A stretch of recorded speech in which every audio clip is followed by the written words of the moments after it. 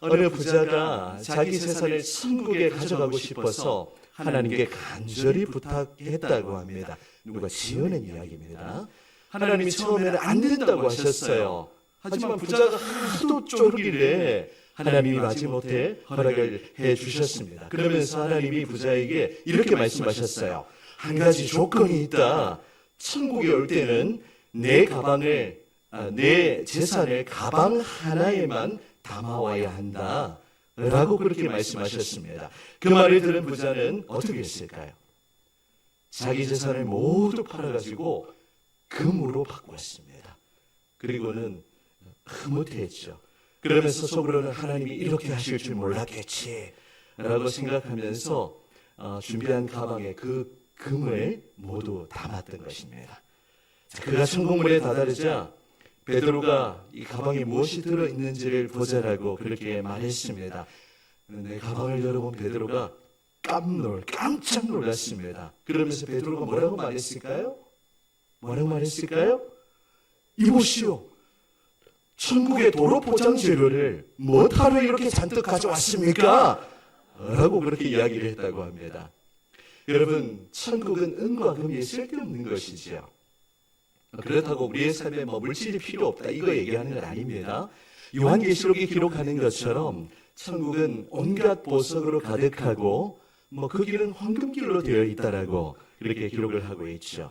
천국은 이 세상의 그 어떤 화려함과도 비교할 수 없는 그런 너무나도 아름다운 것입니다. 여러분, 천국이 실제함을 믿으세요? 진짜 믿으세요? 마음속에 한번 대답해 보세요. 우리가 아멘 하지만 우리의 마음에 이 천국이 과연 있을까? 라는 그런 의문 한번 가져보지 않으셨습니까? 성경은 분명히 천국과 지옥의 실제함을 증거하고 있어요. 하지만 오늘 이 시대의 사람들은 천국과 지옥을 믿지 않습니다. 2023년 이제 갤럽 조사를 아주 검증된 그런 조사 기관이 있는데 그 조사에 의하면요, 한국 성인의 약 30%가 천국을 믿고 또 29%가 지옥을 믿는 것으로 나타난다고 합니다. 이 시대의 사람들을 보면 마치 이 세상에서의 삶이 전부인 것처럼 그렇게 삶을 살아가고 있죠. 우리는 이런 시대 속에서도 우리의 믿음을 지킬 뿐만이 아니라 천국에 대한 확신과 또 기대와 소망을 가지고 살아가야 하는 줄 믿습니다. 오늘 예수님께서는 이제 공생의 사역을 시작하시면서 천국 복음을 전파하세요. 그렇다면 우리는 천국을 어떻게 소유할 수 있을까요? 이 마태복음 5장에 기록된 산상수훈의 말씀을 통해서 천국이 어떤 자의 것인지 또 누가 천국을 소유할 수 있는지를 깨닫고 그 천국을 소유한 자로 이 땅을 살지만 우리의 마음에 천국의 기쁨을 누리며 그렇게 살아가는 저와 여러분이 되시기를 바랍니다.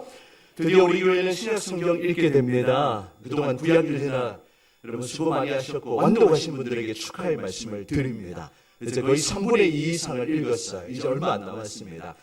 신약 성경 14주를 읽으면 우리는 올해 성경을 입독하게 됩니다. 자, 먼저 사주간 사복음서를 읽게 되는데요. 복음서가 한 권이 아니라 4권인 것이 은혜입니다. 왜 그렇습니까? 복음을 다각도로 다양한 관점에서 입체적으로 드러나고 있기 때문이죠. 토요일 바이블 기할 때도 이 내용을 함께 나누었는데 여러분, 복음서가 4권인 것이 은혜입니다. 마태마가 누가는 공관복음으로 거의 비슷한 내용과 관점을 가지고 있지만 또 요한복음은 전혀 다른 관점에서 복음을 우리에게 설명하고 있죠. 여러분, 복음이라는 것은요, 한마디로 요약하면 예수 믿으면 죄 사함 받고 천국 간다 이렇게 짧게 말할 수 있지만 그 짧은 말의 모든 의미를 다 담아내지는 못합니다. 복음이라는 건 우리의 이해와 우리의 그 생각을 넘어서는 상상 이상의 것이에요. 복음은 엄청난 것이죠. 우리가 복음을 축소해서는 안 될 것입니다. 이 복음서에는, 특별히 사복음서에는 예수님의 행적을 이렇게 다양한 관점에서 그렇게 기록함으로 복음을 전방위로 그렇게 풍성하게 드러내고 있는 것입니다. 자, 그런데 여러분, 이 사복음서 가운데 태어나서 처음 듣는 복음이 있다고 합니다. 어떤 복음일까요? 마태복음입니다. 마태복음. 태어나서 듣는 복음이라고 마태복음입니다. 썰렁하네요. 자, 복음서의 첫 권이 바로 마태복음이죠. 예수님의 제자였던 세리 마태가 기록한 성경이 바로 마태복음입니다. 그런데 마태복음은요, 유대인의 색채가 굉장히 짙다라고 이전에도 제가 말씀드렸는데 기억 안 나시죠? 하린이 아빠 기억납니까? 전혀 안 나는 것 같은데. 그래서 우리가 듣고 또 듣고 그렇게 하는 거죠. 여러분 우리가 어떻게 이 많은 내용을 다 알 수 있겠습니까? 계속 듣고 반복하고 그렇게 하다 보면 우리도 저절로 알게 되죠. 그래서 이 마태복음은 유대인의 색채가 깃고 핵심 바이블 키는 유대인의 왕 예수입니다. 유대인의 왕으로 오신 예수님의 모습을 잘 드러내는 성경이 어느 성경이다? 마태복음이다 라고 그렇게 기억만 하셔도 성공한 겁니다. 그래서 이제 이 마태복음에는 유대인의 왕으로 오신 예수를 증거하면서 특별히 유대인들에게 복음을 전하고 그리스도를 변증하는 그런 내용으로 기록이 되어 있습니다. 일반적으로 마태복음 5장에서 7장까지를 어떻게 부를까요? 마태복음 5장부터 7장 요 세 장을 뭐라고 부르냐면 예수님이 산에 올라가서 우리에게 가르치셨다라고 해서 산상수훈 같이 해볼까요? 시작. 산상수훈 또는 산상보훈, 산상설교 다양하게 그렇게 표현하기도 합니다. 이 산상수훈에는 정말 보석 같은 가르침, 주옥 같은 가르침이 한가득 들어있어요. 오늘 우리가 마태복음 5장 1절에서 12절 읽었는데 한 구절 한 구절 읽으면 정말 너무 은혜로운 말씀이 아닐 수 없습니다. 어떤 신학자들은 이 산상수훈의 말씀을 이끌어서 천국 시민의 대헌장, 마치 헌법과도 같은 그러한 말씀이다라고 표현하기도 했고, 또 어떤 신학자는 이 산상수훈을 인간 윤리의 최고봉이라고 그렇게 표현하기도 했습니다. 왜 그렇습니까? 이 산상수훈은 하나님 나라 백성들, 하늘나라의 시민들이 이 땅을 살면서 지켜야 하는 삶의 표본이자 윤리교범이기 때문입니다. 여러분, 우리가 세상에서 법을 지키잖아요. 또 우리가 그 법을 당연히 지켜나갈 뿐만 아니라 하나님의 백성으로서 우리는 더 한 차원 더 고상한 이 하늘나라의 법을 지키면서 살아가야 하는 것입니다.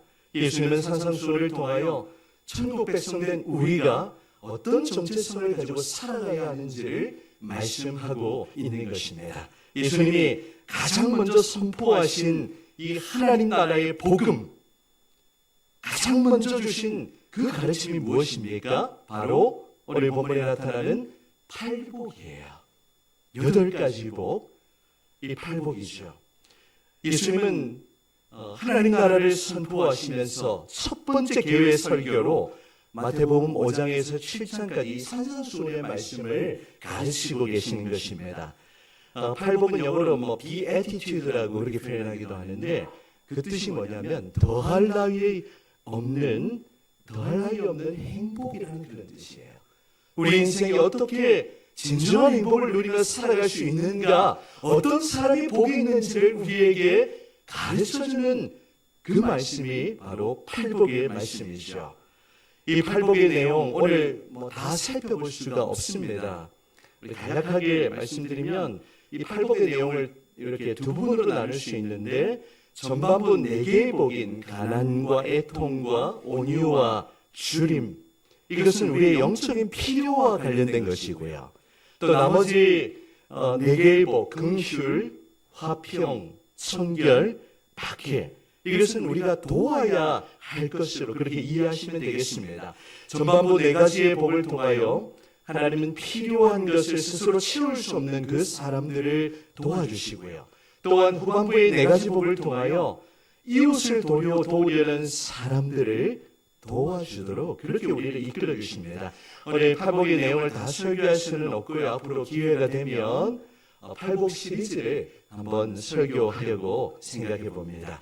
오늘은 마태복음 4장 17절의 말씀과 또 5장 3절 그리고 10절을 중심으로 천국이 어떤 자의 것인지를 말씀을 통해 함께 살펴보도록 하겠습니다. 자, 그렇다면 천국은 어떤 자의 것일까요? 첫 번째 같이 읽어보실까요? 시작! 천국은 회개하고 복음을 믿는 자의 것입니다. 아멘. 우리가 너무 잘 알고 있는 내용이죠. 예수님이 이 땅에 오셔서 공생의 사역을 시작하시면서 가장 먼저 천국을 반포하셨습니다. 마태복음 4장 17절 같이 읽어보겠습니다. 이제 공생의 사역을 시작하는 타이밍인데요. 자, 같이 읽어봅니다. 이때부터 시작. 이때부터 예수께서 비로소 전파하여 이르시되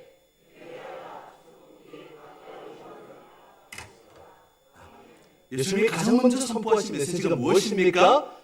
회개하라. 무엇이 가까이 왔다? 천국이 가까이 왔다.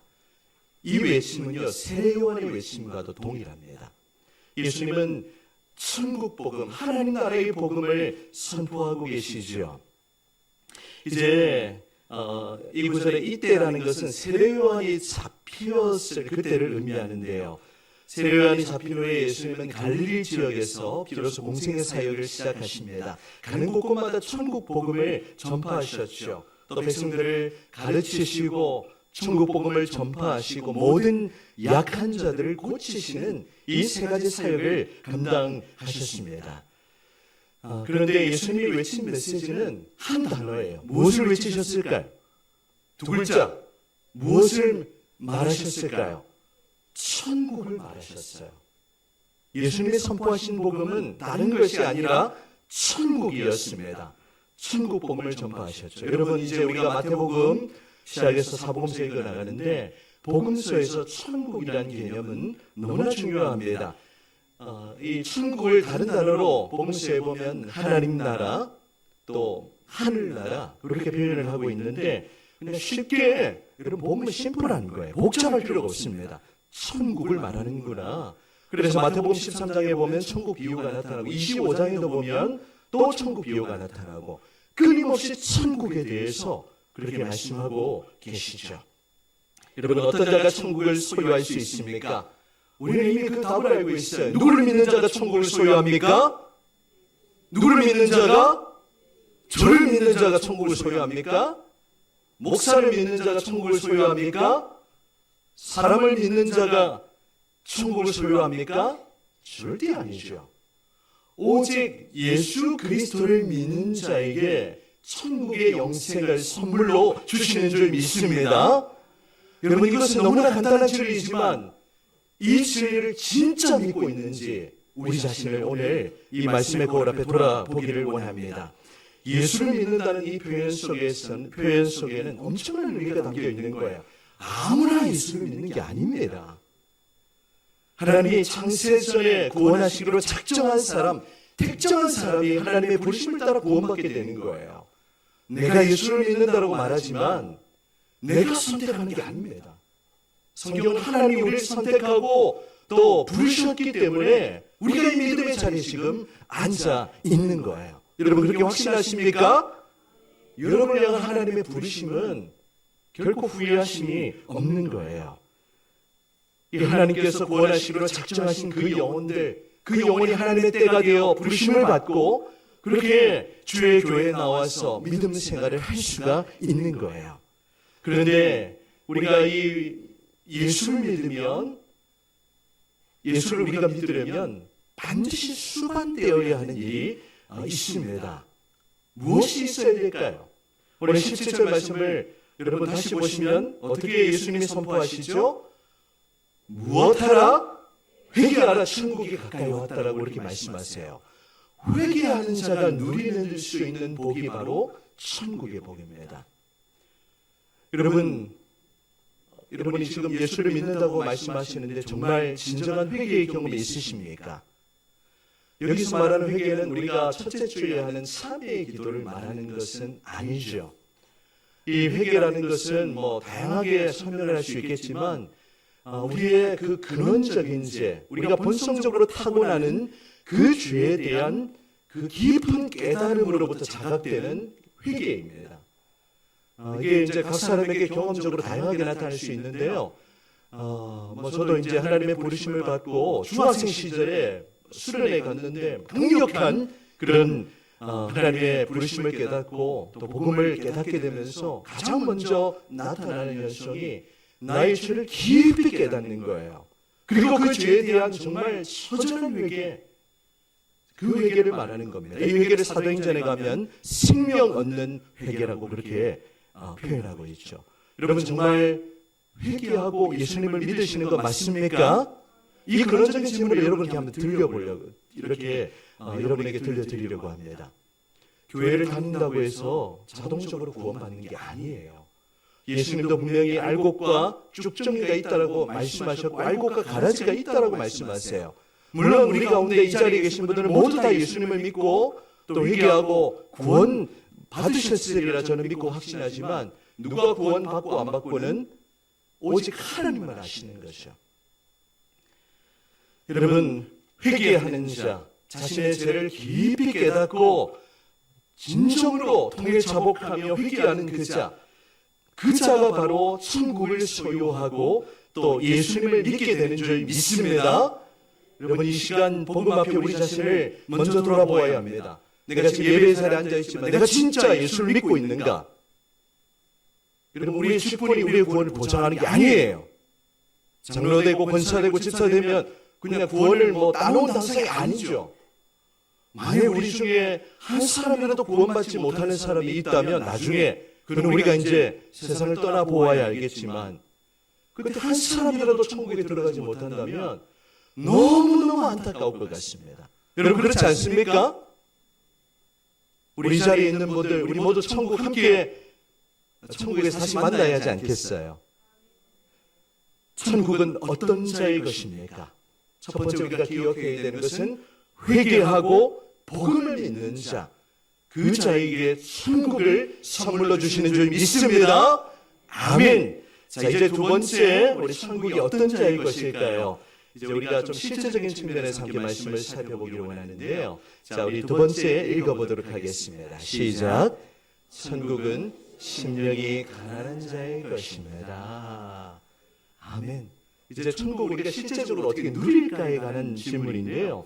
천국은 심령이 가난한 자가 누릴 수 있습니다. 이제 예수님의 팔복의 내용 가운데 첫 번째 복인 우리 3절 말씀을 같이 한번 읽어보십니다. 3절입니다. 시작. 심령이 가난한 자는 복이 있나니 천국이 그들의 것이며 아멘. 심령이 가난한 자는 복이 있나니 천국이 그들의 것이라고 예수님이 선포하십니다. 여러분은 지금 천국을 누리고 계십니까? 천국을 마음 가운데 얼마나 누리고 계십니까? 사람은 경험적으로 살면서 하루에도 천국과 지옥을 왔다 갔다 하죠. 기분 좋을 때는 천국이었다가 기분 나쁘면 어떻게 됩니까? 지옥의 나락이 떨어지는 것 같은 그런 느낌을 받게 되는 거예요. 여러분 예수님이 선포하십니다. 오늘 한글 성경은 심령이 가난한 자는 이렇게 번역했지만 헬라어 원문에 보면 가장 먼저 복이 있다를 선포하세요. 복이 있음을 강조하고 그 뒤에 내용을 서술합니다. 복이 있도다. 심령이 가난한 자는 천국이 그들의 것이다 라고 그렇게 말씀하고 있는 것이죠. 여러분 어떤 사람이 복 있는 사람일까요? 성경이 말하는 복 있는 사람, 세상의 관점과는 전혀 다릅니다. 세상에서는 흔히 부와 권력을 성공의 기준으로 삼지만 예수님은 정반대의 길을 가르치시죠. 하나님 나라에서 가장 복 있는 사람, 어떤 사람일까요? 오늘 예수님이 말씀하신 것처럼 어떤 사람이라고요? 심령이 가난한 사람, 그 사람이 진짜 복 있는 사람이라는 거예요. 성경이 말하고 예수님이 말하는 복 있는 사람은 이 세상에서 돈 많이 벌고 잘 먹고 잘 사는 그런 사람이 아니라 심령이 가난한 자가 진짜 복 있는 자라고 그렇게 강조하십니다. 여러분 심령이 가난한 사람 어떤 사람일까요? 심령이 가난하다. 이 평행 본문이 또 본문서에 보면 중복되어 반복되어 나타나는데 누가복음 6장 20절에 보면 이 팔복이 조금 이렇게 축소되어서 나타나는 걸 보게 됩니다. 6장 20절에 보면 이렇게 말씀하시죠. 예수께서 눈을 들어 제자들을 보시고 이르시되 같이 읽어봅니다. 너희 시작. 너희 가난한 자는 복이 있나니 하나님의 나라가 너희 것이며 아멘. 이 구절만 잠깐 더 보여주시면 이 구절만 떼어내서 보면 어떤 자가 복이 있다고요? 가난한 자. 자, 요 구절만 생각하는 겁니다, 지금. 요 구절만 보면 마치 현주는 잘 대답했어요. 가난한 사람이 복이 있다라는 그런 뉘앙스입니다. 근데 예수님이 진짜 그러면 물질적으로 가난한 사람, 경제적으로 궁핍한 그 사람만 복이 있습니까?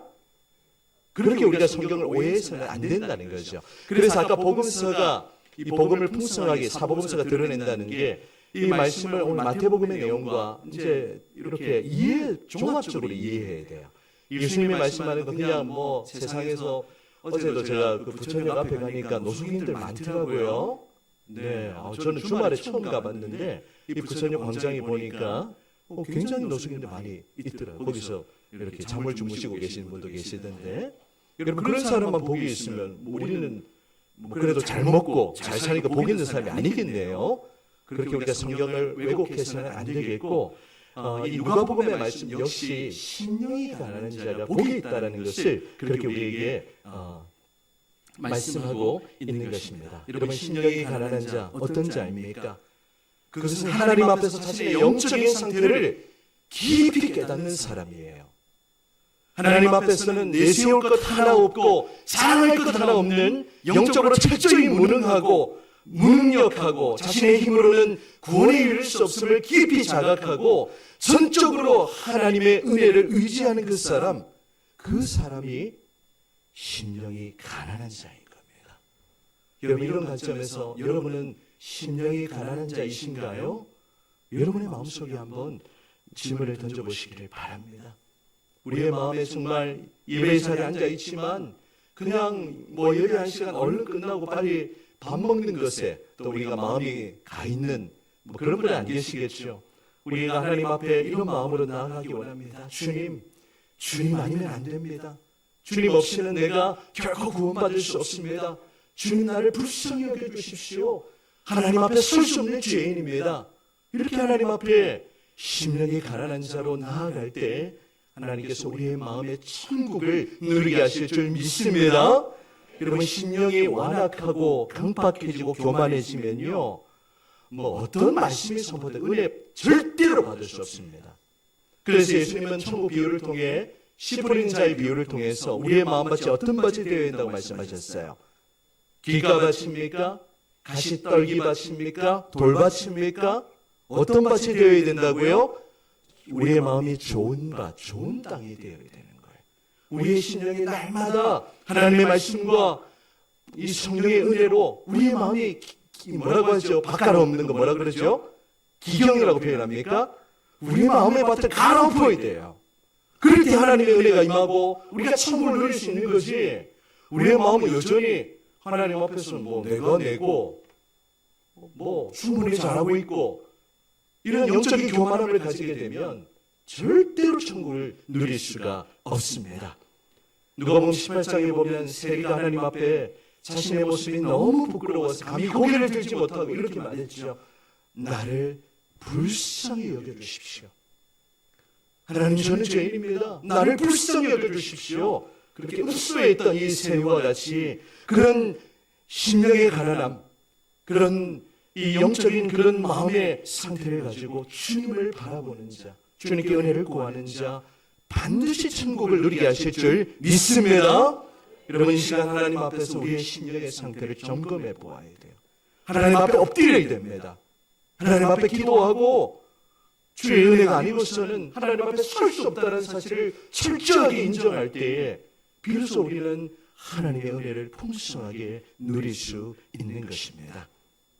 이 시간 우리의 심령이 가난하여 또 우리의 마음이 겸손하여 우리가 전적으로 하나님을 의지할 때 그 심령에 천국이 임하게 될 줄 믿습니다. 아멘. 또 한 가지입니다. 자, 우리 세 번째 같이 읽어보실까요? 시작. 천국은 의를 위하여 핍박을 받은 자의 것입니다. 아멘. 이 팔복의 8가지 내용 중에 첫 번째도 천국에 관한 것이고 마지막 8번째도 천국에 관한 것이에요. 여러분, 그걸 발견하셨습니까? 자, 우리 10절 말씀 같이 읽어봅니다. 10절 시작. 의를 위하여 박해를 받은 자는 복이 있나니 천국이 그들의 것입니다. 아멘. 여러분 깨달으셨어요? 첫 번째 복도 천국에 관한 약속, 여덟 번째도 천국에 관한 말씀이에요. 여러분, 어떤 사람이 천국을 누릴 수 있습니까? 어떤 사람이 천국을 누릴 수 있나요?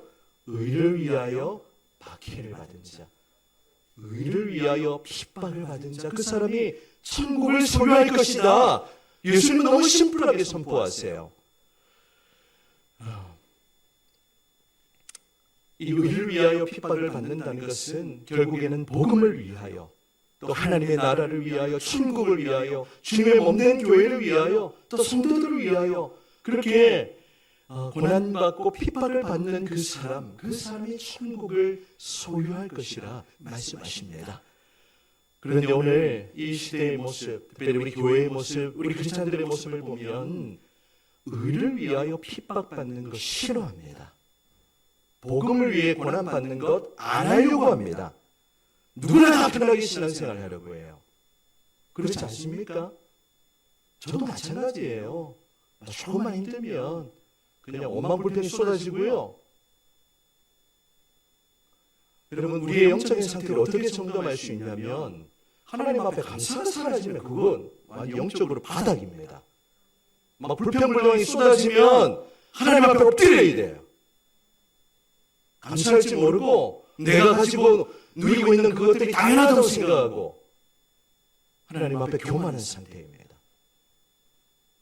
여러분, 이건 누가 대신해 줄 수 있는 게 아니에요. 하나님 앞에 내가 어떤 죄인인지를 깊이 깨닫는다면 엎드릴 수밖에 없는 거예요. 기도하지 않는다? 하나님 없어도 된다는 이야기입니다. 그냥 내 힘으로, 노력으로 얼마든지 잘 먹고 잘 살 수 있다는 그런 이야기예요. 오늘 이 팔복의 말씀은 은혜롭기도 하지만 특별히 마지막 여덟 번째 복은 굉장히 부담스러운 말씀입니다. 의를 위하여 박해를 받는 삶, 저 자신도 그렇게 하지 못하는데 끊임없이 편한 길을 찾습니다. 어제도 우리 결혼식 전에 저희 마음에 갈등이 있었어요. 이제 바이블기 9시부터 10시 넘어까지 하고 정리하고 저것도 챙기고 11시에 이제 결혼식 출고 옷도 갈아입고 해야 되는데 그 사이에 전도사역이 있었거든요.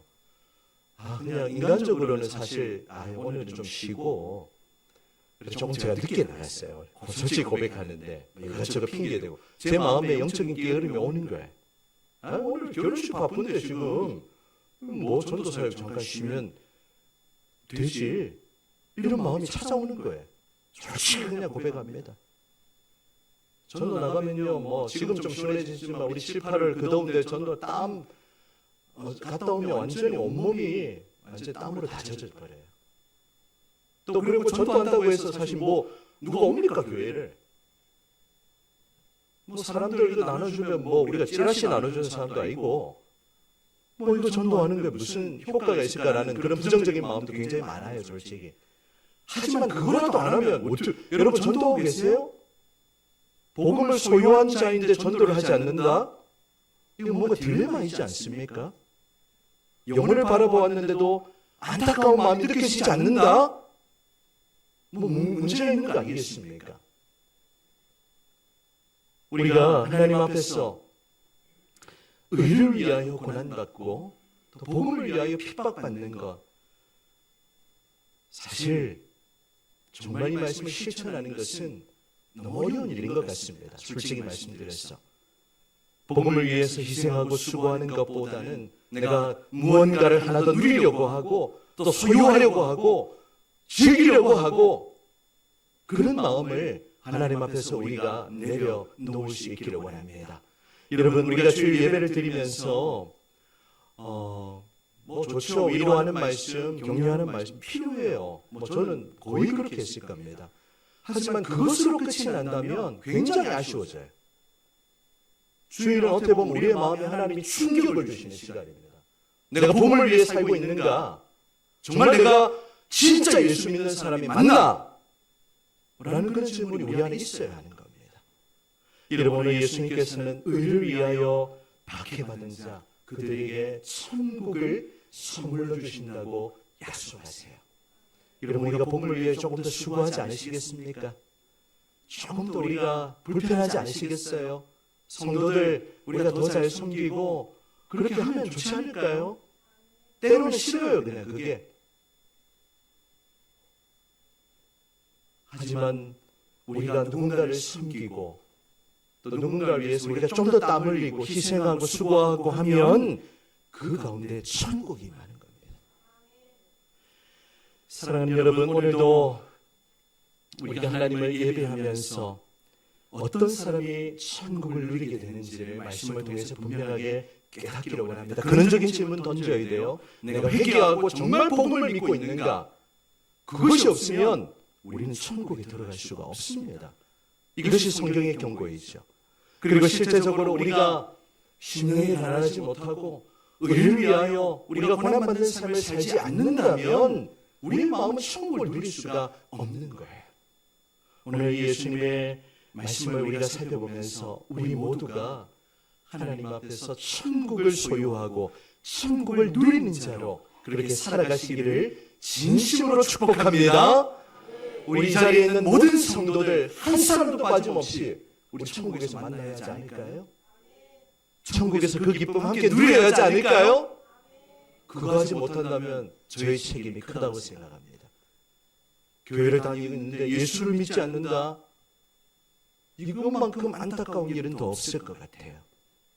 오늘 우리 모두가 하나님 앞에서 우리가 복음 앞에 서면서 내가 진짜 예수 믿는 자들을 점검할 뿐만이 아니라 우리 모두 우리의 심령이 더욱 가난해지고 우리의 마음이 좋은 바 좋은 땅이 되어서 그렇게 은혜를 사모하고 하나님 앞에 엎드리고 또 주의 교회를 위하여 또 하나님 나라를 위하여 복음을 위하여 우리가 희생하고 수고하고 오히려 핍박받는다면 그런 자에게 하나님이 천국의 기쁨을 주시고 그 천국을 누리게 하신다는 사실을 기억하시면서 우리 교회가 더욱 영적으로 충만하여 우리가 사람이 복음으로 살아갈 뿐만이 아니라 우리가 이 지역사회에 말만 지역사회에 말하지 말고 이 지역사회에 우리가 생명의 복음을 전할 수 있는 교회로 더욱 아름답게 쓰임받기를 주의 이름으로 축원합니다.